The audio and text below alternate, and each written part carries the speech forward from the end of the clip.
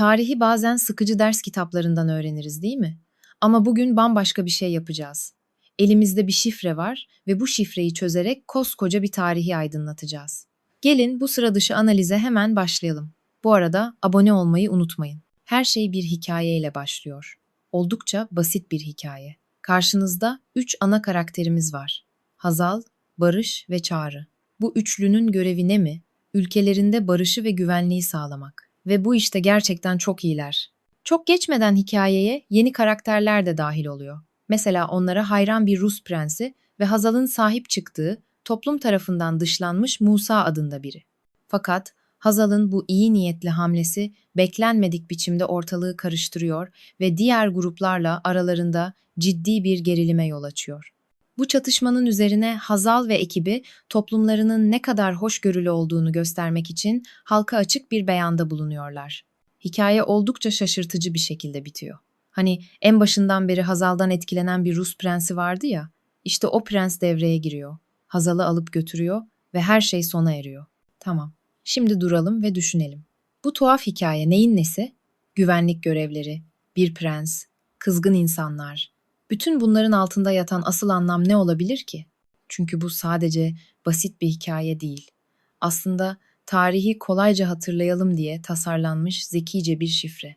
Hani bazen bir şeyleri hatırlamak için kendimize küçük ipuçları yaratırız ya, işte bu hikaye tam olarak böyle bir şey.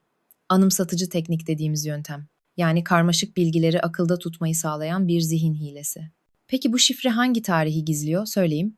Bu basit hikaye, tarihteki en güçlü Türk imparatorluklarından biri olan Hazarların bütün hikayesini anlatıyor. Haydi o zaman şifrenin ilk parçasını çözerek işe başlayalım ve bu bize Hazarların altın çağı hakkında neler anlatıyor görelim. İlk anahtarımız karakterlerin isimlerinde saklı. Bakın, Hazal, Barış, Çağrı. Bu isimler birleşince kulağa nasıl geliyor? Tabii ki Hazarlar. Dahası var.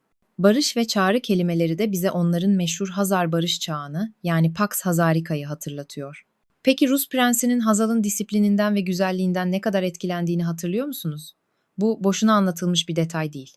O dönem Hazar İmparatorluğu, Rus devletlerini askeri ve yönetimsel konularda o kadar derinden etkilemiş ki bu etki tarihe açıkça geçmiş.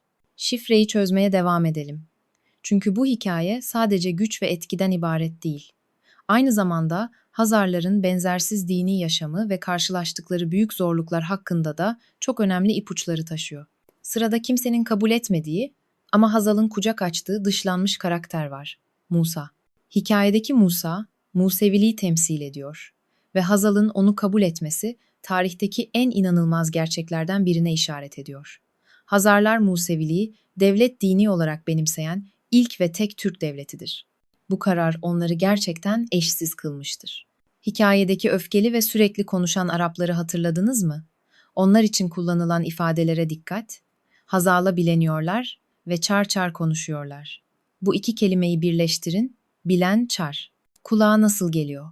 Tıpkı Hazarların Müslüman Araplarla yaptığı o büyük Belencer Savaşı gibi. Harika bir kelime oyunu. Gelelim o çok inançlı mahkeme sahnesine. Bu kesinlikle uydurma değil. Tam tersine Hazarların ünlü dini hoşgörü politikasının birebir yansıması. Düşünsenize, kendi mahkemelerinde farklı dinlerden hakimler bulunduruyorlardı. Bu, o dönem için devrim niteliğinde bir uygulamaydı. Ve son olarak bu zekice kurgulanmış hikaye, Hazar İmparatorluğu'nun çöküşünü bile nasıl ustalıkla şifrelemiş, gelin ona bakalım. Hani hikayenin sonunda Rus prensi gelip Hazal'ı alıp götürüyordu ya, işte bu sahne, Hazar İmparatorluğu'nun acı sonunu anlatan doğrudan bir metafor. Ruslar en sonunda Hazarları fethederek onların tarih sahnesinden çekilmesine neden oldular. Hikaye başladığı gibi yine zekice bir sembolle bitiyor. Böylece basit, akılda kalıcı bir hikayenin ardına gizlenmiş, koca bir imparatorluğun tarihini çözmüş oluyoruz. Pax, Hazarika'dan Museviliği benimsemelerine, hoşgörülerinden savaşlarına ve nihayetinde çöküşlerine kadar bütün şifreleri çözdük. Bu da bizi son bir soruya getiriyor. Bir düşünün. Tarih hep böyle ilgi çekici hikayelerle, şifrelerle öğretilseydi, acaba çok daha fazlasını hatırlamaz mıydık? Bu yöntem sadece Hazarları değil aslında, geçmişi nasıl öğrendiğimizi ve zihnimizde nasıl canlandırdığımızı da sorgulatıyor.